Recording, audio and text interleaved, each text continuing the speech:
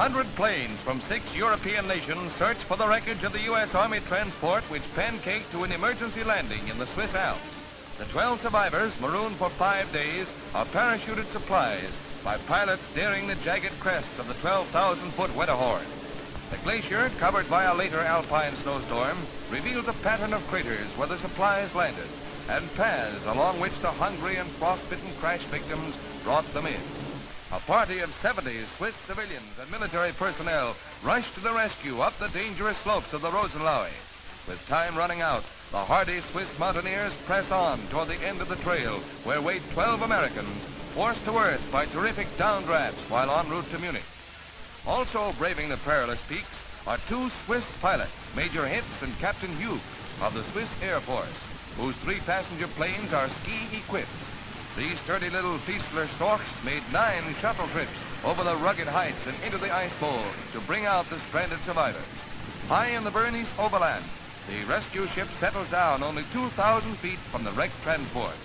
Here began the rescue party's arduous task of getting the survivors down to the tiny plane. And never were rescuers any more welcome. The first of the marooned passengers is brought in.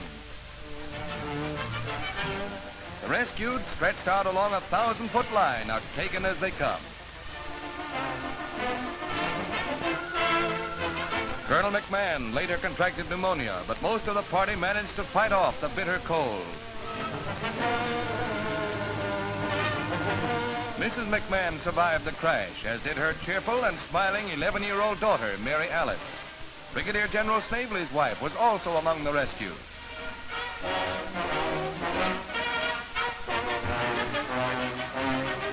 Heading for the nearest airport, one of the rescue planes gets away. The Swiss flyers make thrilling takeoffs in the narrow confines of the glacier rim, dropping their skis as they leave the frozen runway.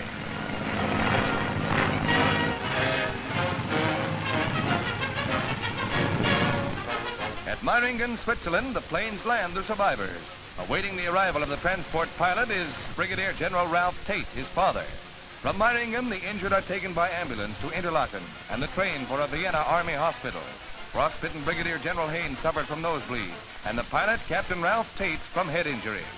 From the pilot's heroic landing to the Swiss party's daring rescue, an epic